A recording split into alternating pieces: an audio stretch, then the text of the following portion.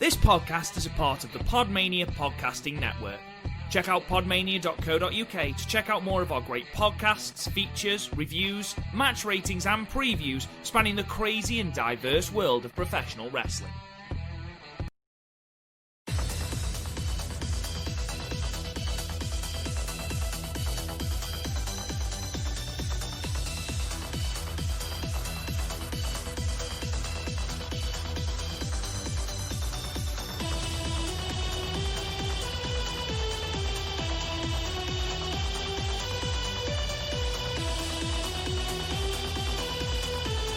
Hello everyone, to the STARDOM cast, and it's weird. It's weird hearing my voice opening this. If you follow us on Twitter, you'll know that Rob can't make it this time out. I hope he's back soon. I do miss him. I'm not a massive fan of doing solo cast, but we can't miss the 5-star. We can't miss the 5-star finals. So fuck it, I'm doing it live. What I'm gonna do here, because I haven't actually watched it yet. I know how it turns out. I won't spoil it. I'm gonna let it escalate. But I haven't watched it yet because it got spoiled for me, and you know what it's like when wrestling gets spoiled. It kind of, you're just sort of sulking for a wee while, and then it's like, fine, I'm going to watch it anyway, and it ends up being just as good. So what I'm going to do is I'm going to watch each match and then give my immediate reactions to the match, partly because I can't be asked taking notes, but also I just find when I'm doing a solo cast, this is how I prefer to do it. Like when I used to do a Young Lion on my own, that's how I did it for like the G1 or the Best of Super Juniors. I'd watch the match and immediately jump into reviewing it because it's just easier. Automatic reactions to matches are great because when I have time to think, I overanalyze it and like play 3D chess against myself. So I think this is the best way to do it. Yeah, let's just jump into it. So I just watched Momo Watanabe defeat Sairida with the B driver, and that was great. That was really good. Oh my god, that is like a testament to what the wrestlers of Stardom can do when given 6 minutes. I don't think there's anywhere that's better at short sprints than Stardom, and this kind of just shows it. The story is obvious. Sairida's on 0 points in her first 5-star. She desperately does not want to end on 0 points because then she's in the ranks of like Ren Narita and the rest of Super Juniors, and you don't want to be a Young Lion. You want to come off as something cool. Like even the other Saya managed to get victory, so you know she doesn't want to end it badly. And she did. But the beginning was ace. She was just kept going for roll-ups, because of course she did. Because if you look at her other matches, she just came out the gate with like chops and drop kicks, trying to throw bombs. And especially against like Momo, but also against other opponents she had, like Jungle. Of course that wasn't going to end well. That was never going to end well. So, of course, she just goes for the roll-ups because it's not going to end well if you go for bombs. It actually didn't go well when she tried to throw bombs because when Momo throws out a kick, she sells it like a gunshot. Oh my god. And this, again, it's just a testament to short-term storytelling. Momo finally put her down with a B driver in like what felt like a fully complete story within 6.5 minutes. That's beautiful. That's an amazing feat because short matches like the Champion Carnival, they don't feel complete. Like when Zeus and Swama went to 8 minutes, that didn't feel complete. But here, with 2 minutes less, it feels complete. I'm never going to not be amazed by that, by how they can take the time and perfectly pace the match to fit that time. This gets a mid to high 7. This was really good. Definitely Saya's best performance of the tournament. And oh my god, this has me hyped now. I'm just looking forward to the rest of the shows now because this was great. Worth noting here, Himeka beat Saki Kashima in a non-tournament match, but I'm not reviewing non-tournament matches. There's so much to get through anyway. I'm going to review the entirety of the finals, but on random block nights, as is normal protocol, we are not bothering with random off-night singles or tag matches. I'm sorry, but we just don't have the time. I'm sorry. But Himeka beat Saki Kashima, and from there we just move on. Def Yama-san, the eternal spoiler.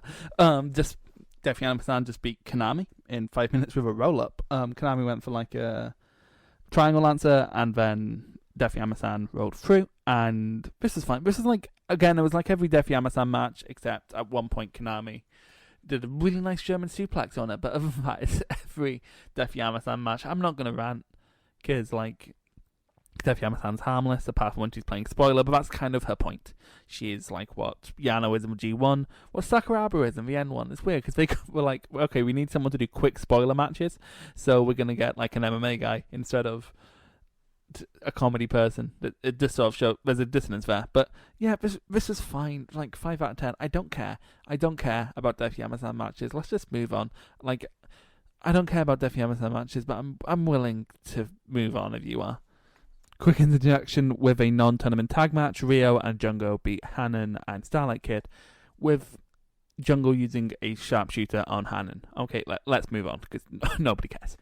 It has taken about 5.5 million years, but Natsuko Tora put on an actual like match with a structure and moves. I'm honestly just so surprised, and she didn't hang anyone. I'm so proud of her. So this is Natsuko Tora being Azumi in about 7.5 minutes with Marashitten. I can't say it properly. That's what Rob's normally for. But this was great. Azumi playing cat and mouse at the beginning. That was some good shit. Azumi's like by far an MVP of his tournament. And at some point, I'm going to put together like my averages of people's ratings in this tournament to sort of have a definitive list of who I think was best. Tora will be near the bottom, which is a shame. This sort of proves that when Tora can put things together, it can be something good, because this was a good little 7.5 minute match. I'd give it like a high 6, verging on a 7. If Azumi had a bit more of a hope spot, she didn't have much of a hope spot in this match. Some roll-ups, some really good roll-ups. She's great at roll-ups, and a really good top rope stomp, because she's just good at everything. Is Azumi? She's 17 and she's like one of the best wrestlers in the world, and she's 17. I hate her. I don't like talented young people. I don't like talented young people who are younger than me. That's not allowed. I feel so inadequate next to some of these wrestlers. But this is great. This is unbelievable. Well, so I say great. It's great by Tora's standards. I'm just kind of mad that she didn't see this potential through the rest of the 5-star now that it's nearing its end. Like, I'm still down on Aware to Tie. I'm kind of happy that B's back.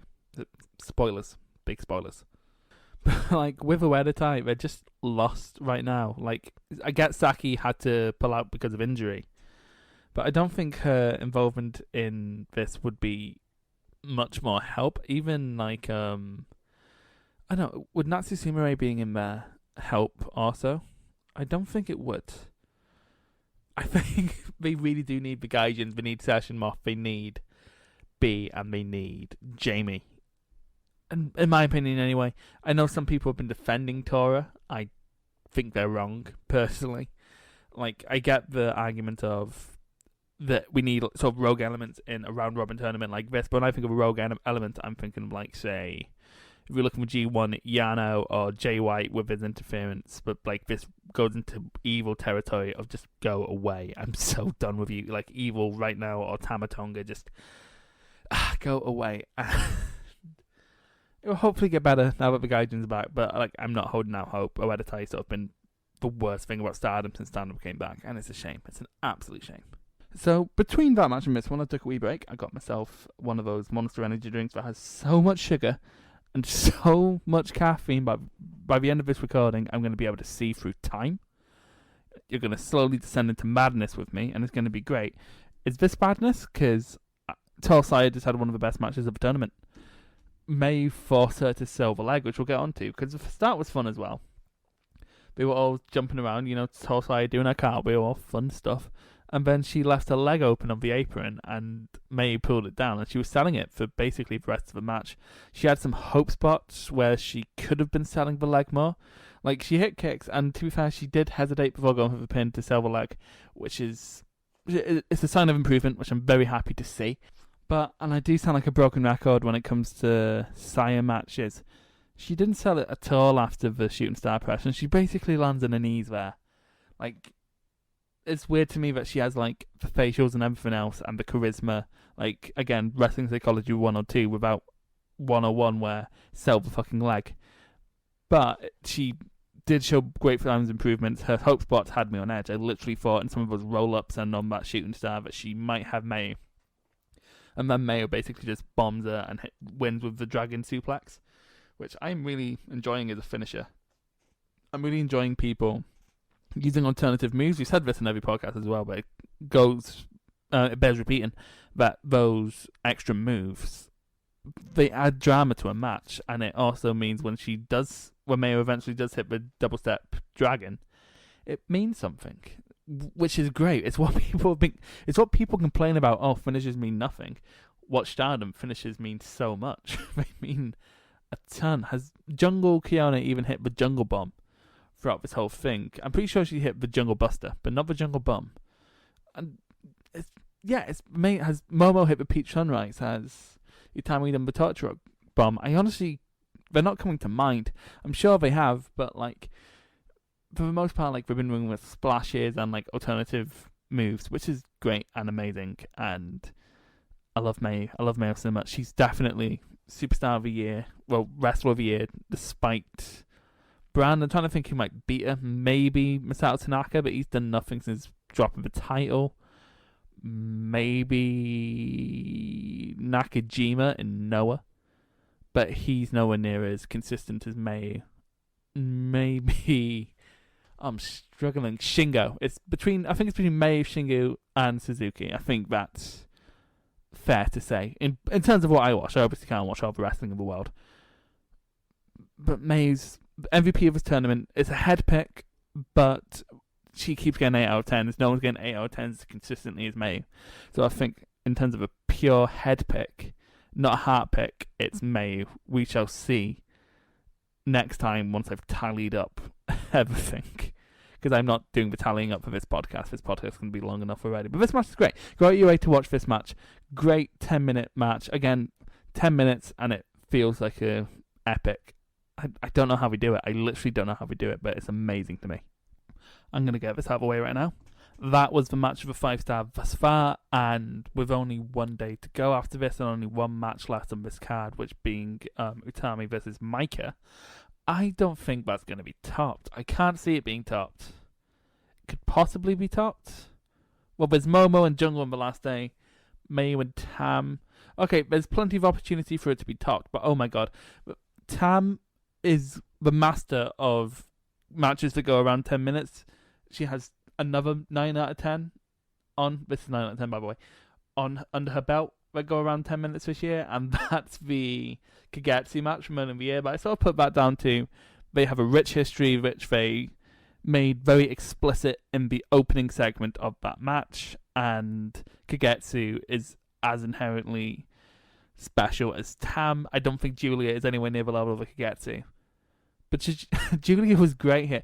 Tam kind of just bombed her to begin with, and then went up top, and then we were slapping each other, like proper slaps, like ow, on the top.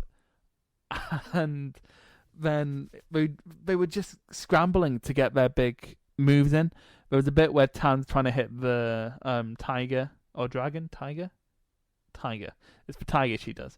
And Julia flips over and hits the backdrop driver. Oh my god, amazing stuff. And just amazing. Just they start bombing each other into the ground, and I can't stress enough how much I love that. This match is no filler at all. I would take this kind of 10-minute sprint over a half-hour Okada match where the middle means absolutely nothing any fucking day. Just go out your way to see this. Top 10 Stardom matches of the year? I'm trying to think what's above it. Loads is above it, but it definitely cracks the top 10, I feel. Great stuff. Just go out your way to watch this. You will not regret it. Then again, if you're listening to this and you've got this far in with just me talking, maybe you probably have seen it, I think. But if you haven't, and you're some weird person who just likes listening to my voice, first of all, hi Jared, this is for you. I hope you're called Jared. And also go watch this match. Jesus Christ, go watch this match. It's so good. Micah versus Utami was very good. It felt like if their match from the Cinderella tournament in March played out, which is good. Micah's power moves, I brought it up last time when she tried to pull them out against Jungle, and they didn't quite land because, I don't know, they didn't feel too powerful. They were they were hit and miss here, but there was actually hits. The brain buster she did was lovely, but the spine buster she did was not. So maybe drop the spine buster, especially if you're going against Utami or Jungle, who are much bigger than you. But other than that, this is really fun. A lot of judo throws. Like, oh my god, so many judo throws. You do get the sense of, while these two may not hate each other, they definitely want to have one up on each other. Like, you sort of got that in the Cinderella, and that was definitely carried over here. Do I agree with it? It doesn't really matter if I agree with the result, does it? But yeah, I like how strong they've made Michael look. I like how strong they've made all of DDM look in the block stages so far. We, of course, still have the final day to go. But DDM looks strong. DDM looks almighty coming out of this, which they've really solidified them in like the opposite way of which Oeditai has been established. It's really odd. But yeah, Utami was without a doubt the MVP here, putting out some lovely bombs. Those Germans, especially the deadlift. My god, I thought Micah had died. In terms of rating for this match, I'm feeling a light to mid 7. I might go high 7. This was really good. A couple of things held it back. These two do gel, but something just held this back from greatness for me. I can't quite tangibly say it. It just didn't land for me. Although, what also didn't land for me was Ishii versus Desperado, and I keep getting told how good that is. So, maybe I'm just stupid. Maybe I'm just completely stupid. Anyway, we're about to go on to the last day of block action. So, give me a second. I need to tot up the scores and see who is in contention going into the final day. Going into the last day, it looks like, if my maths is right, for Blue Stars, my maths might be wrong. This is why I'm only doing this briefly. Momo isn't. Well, Momo's in it if Micah loses both, and then Utami loses to Shuri. So it's between Momo, Micah, and Utami, with Micah needing to win at least one of her 2 matches and having to have Utami lose. I think that's how it's falling in Blue Stars. Whereas in Red Stars, I think basically half the block's in there. Himika's still in there, Konami's still in there, May's still in there, Tam's still in there. So it really depends on what happens in those matches. So Mayo or Tam need to beat each other, and then Konami needs to beat Himika. Really, Himika's still reigning over this block. So, who knows? Who knows what's going to happen? Let's find out together. You probably already know. I already know. I don't know why I'm pretending I don't already know. I already said it was spoiled for me. Oh, side note. Shiri also has 2 matches, so she is also only just holding on in there. She needs to win her matches too. But maths isn't my strong suit. I'm talented in other ways. Yes, the battle of judo throws. And also some kicks. It was great. This is really good. I love inter-faction warfare. It's one of the reasons why I love the G1, and I loved it here. This is probably 2 of their stronger performances here. It's verging on an 8. Not quite. It didn't have like the closing sequence for an 8, but like this was sort of an extended squash for Shuri. She kind of just put Micah down, which makes sense because she's a lot more tenured than Micah, who I think is still technically a rookie.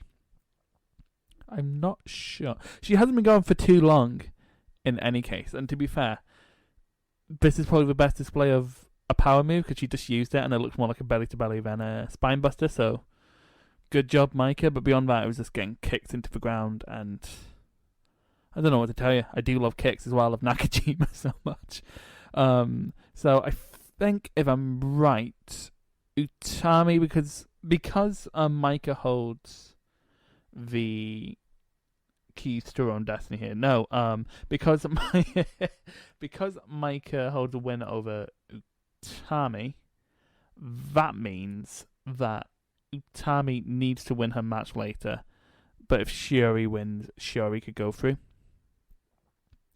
Yes, I think that's the case, which is exciting. It might not be the case though. I think it is. Maths is not my strong suit. Son of a bitch. But yeah, this match is great. Probably both women's one of the stronger performances of the tournament. I'm feeling a high 7, to be honest. A high 7. It's so close to an 8. Literally like an extra minute of an ending sequence, and this would be an 8. So, Starlight and Saya Kamatani decided to go out there and have a 2007 X Division match with all the same trappings as well, like not a lot of selling, but some cool moments, like at the beginning we kept him the kip up together. And I was like, ooh, fuck me, that's amazing. And then we were just sort of flipping around the ring, running into each other, and it was great, and it was fun. It wasn't quite like a classic, but it was still really fun. And then Shiori debuted a new move, and this is what I really want to talk about. Good, because the running shooting star is impressive, but like as a finish, it's diluted, and I don't like it. And so this sort of Falcon Arrow thing that she brought out works perfectly for her, I think, especially since she shows to be a good psychopath. That's a good psychopath move, so I'm into it. I'm liking it. This is really good. I'm going to give it like a mid-7, even a high 7.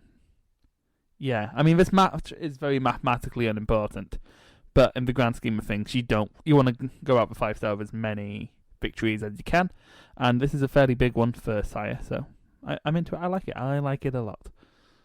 That was fine. It was Julia versus Death, and there's not much to say. They strangled each other with shirts at the beginning. Actually, it's quite funny. At the beginning, Julia did like the Luigi thing from Smash Bros. Hit her in the throat. Looks like it knocked Def Yamatan out. She played around with the limbs. Always fun to see. And then Def Yamatan almost rolled her up. And then after that, they tried to kill each other by choking them with shirts. And then it was a Def Yamatan match. And I was unhappy that they hadn't succeeded with the shirts earlier. Julie showed some personality. And then after the match, which she won, ending her 5-star campaign on 8 points. A respectable number for your first 5-star campaign, but kind of in the shadow of both Shuri and Micah, who are still in it on the last day. She's announced that at the Budokan the Yokohama Budokan, not like the Nippon, on October 3rd, there's going to be a new member of Donna Del Mondo, which should be fun. Apparently there's rumours. I stay off of Joshi Twitter to avoid spoilers, so I don't know these rumours. If I had to speculate, I know nothing but the wider world of Joshi, so it would be a bit ahead of me to speculate because I don't know about all that many names unless we're in like Tokyo Joshi Pro and we appear in DDT. So maybe Sakiaki would be cool, but she's contracted, isn't she? So who knows? But still, like more this roster does need a few more bodies, especially after a 5-star where everyone's been fighting each other. So nothing but a good thing can come from this. Oh my god. A legitimate match of the year contender with a sub 10-minute runtime. When is the last time that happened? I cannot think of the last time that actually happened. This match was incredible. It was Tam versus Mayu. Mayu beat Tam, and oh my god, it started with a German suplex. It's like the first time Kawada and Misawa ever met, and Kawada straight away drops him with a backdrop. It's like this sets up how important it is to these two, and then Mayu starts decimating Tam's leg, and then Tam just starts suplex citying Mayu, and it was just an amazing sprint, and it wasn't even hateful. It was just desperate. Both women were desperate. They don't want their 5-star to end here. They didn't go that far to get that far. That makes sense. So, oh my god, it's just yes. All of this, all of this. It's not much to say. That's the thing. It's just a sprint. It's just one big sprint, never stopped, but somehow never sacrificed selling. It's a feat of wrestling as a performance art. Like if Vegeta versus Go in Noah is sort of a damnation of how far wrestling epics have went and displaying that in a weird art piece. This is proof that they don't need to go that long. This is proof positive that sub 10-minute matches have worth, and I think that's why it resonates with me, because it sort of helps that issue I have with matches going long, and that problem I had with this tournament where like all the draws felt super long. And yeah, it's just lovely. Legitimate top 10 matches of the year. This I cannot. I didn't think anything like that would come out with 5-star. Like, it never really does, at least for me. Like, they're always like fun sprints, always worth mentioning, always worth checking out. But I'm never going to top anyone's list. But it's top my list here. It's going to. The only Stardom matches beating it in my mind are Jungle versus Mayu, the Kagetsu retirement match with Jungle, Momo, and Mayu, and Mayu versus Ahura. That's it. This is like 5th best Stardom match of the year. Easy. Very easy. Nothing's going to top that. Nothing's going to top that. That being said, as the blocks stand, Red Stars is almost set in stone. So basically, Konami and Himika win. They win the block. And if Mayu wins... No, Mayu's already won, sorry. If it goes to a draw, Mayu goes through. So, literally we have 3 people who could get through to the finals, and that's lovely and amazing, and I love it. Oh my god, I can't wait. This is why I love wrestling. Let's just go on to the next match. So that was Himika versus Konami, and well, Mayu could have went through on a draw. That was never ever gonna happen. So it was basically, this was a block final for Red Stars, Konami versus Himika, and it didn't feel like a block final. It felt like any other like standard 5-star match, and it was fine. Konami shooting for leg locks and submissions, and early going couldn't do it because of Himika, so I had to outmaneuver her, but Himika just outpowered her and won. It was just kind of fine. It was just kind of alright. I kind of didn't get the feeling of a grand block final from it. I just got this is just another match, and what mostly makes it good is I know that there is stakes, but there's nothing in the match that made me feel like there was elevated stakes beyond other 5-star matches. I don't know, I feel bad saying that, but like, this match didn't capture my imagination at all. Like, high 5, low 6 for me, and I know I'm going to be called a dick for that, but I can't help this. It's just how I feel. Damn it. Maika versus Zumi was pretty good. I think these two complement each other really well. Like, we have sort of similar styles. Of course, there's differences. Mike is more likely to throw a bomb than Izumi, etc. But, on the whole, I think these two complemented each other fairly well. Not amazingly, this wasn't an amazing match or anything. There wasn't even that many nice bits. It was just a nice little flowing match, both shooting for their various submissions. Izumi eventually winning, and it was kind of sad, because like, the main bulk of this match is a booking purpose. Like, if Izumi wins, Maika doesn't go through. Izumi wins, Maika doesn't go through. It's now down to Utami versus Shuri. That's actually some really good booking right there. I'm actually really pleased with how that booking went, because it keeps things exciting going through the whole 5-star. You don't always get that. You sometimes only have 2 people in contention on the same day, meaning every match on the card is statistically relevant. Here, most matches are statistically irrelevant, but loads also aren't. Like, the next 2 matches, Momo versus Jungle and Saya versus Tora, are basically statistically irrelevant. I'm looking forward to Momo versus Kiona. That's probably going to be fucking great. But Saya versus Tora, it'll probably be fine. It'll probably be short. I hope it's short. But that Maika versus Zumi match, I'm feeling like a high 6. It was fun, and I enjoyed it. Saya Iida has points. Probably not in the way she was hoping, though. So they started out with like Iida attacking Tora from behind, throwing chops, and then it went into roll-ups, and those roll-ups were like proper GDC stuff. You're there going, oh my god, she's going to get a point. And then B. Priestley comes back, and I'm going to reserve my thoughts on that until I have Rob with me to discuss it with, because I want to see them out on a limb here. But also just hits a B trigger, hits a final cut, and then she gets hanged, as in Saya gets hanged for the disqualification. Like, it was a really fun match while it lasted, and then it wasn't. I'm feeling a 5 on this one. I think a 5 is fair. Like, I ended up coming out of it with absolutely no strong feelings, but I had strong feelings during. So maybe it's less because I am actively annoyed now. 5 feels about fine.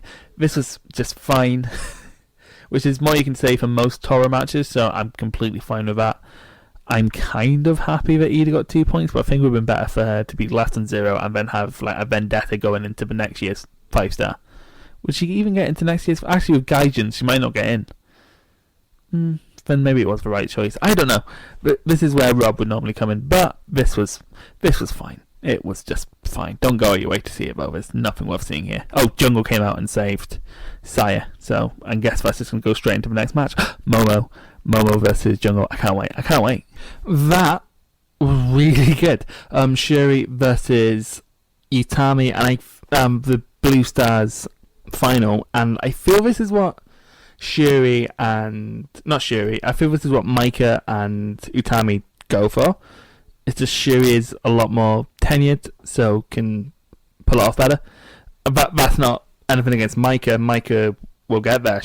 I believe she's still a rookie.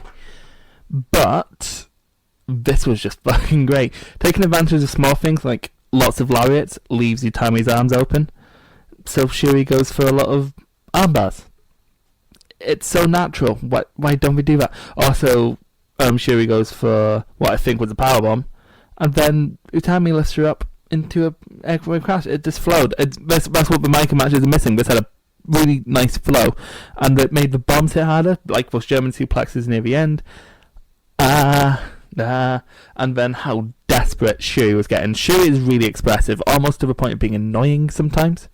Like, she screams a lot. Rob's pointing this out, and I didn't really notice it until I pointed it out, but now that I can see it, it's just there, and it can be annoying.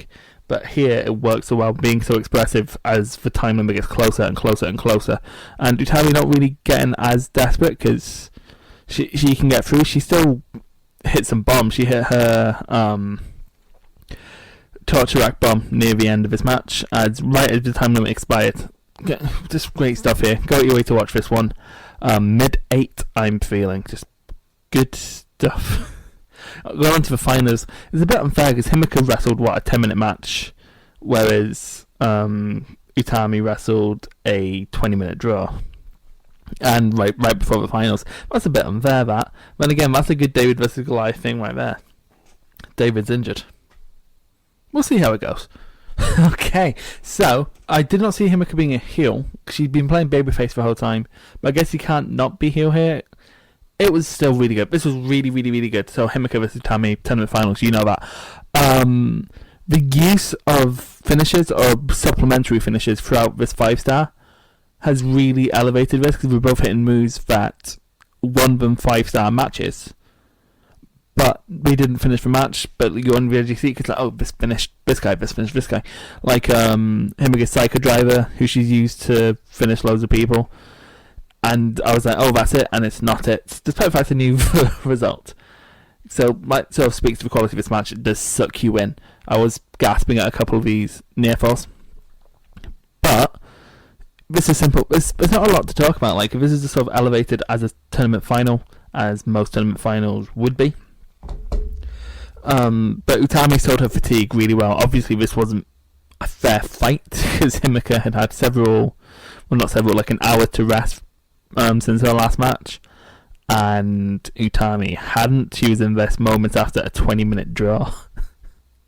So she was definitely fighting from behind, and she does that really well. We sort of saw it in the Arisa match earlier this year, but Utami fights really well from behind, and it made for real compelling viewing. This only went 10-ish minutes, but again, the Stardom roster can tell a half-hour story in 10 minutes, so really that was a blessing because it was as long as it had to be, and that's all you can really ask for. I'm giving it an 8, a soft 8, maybe even a medium 8.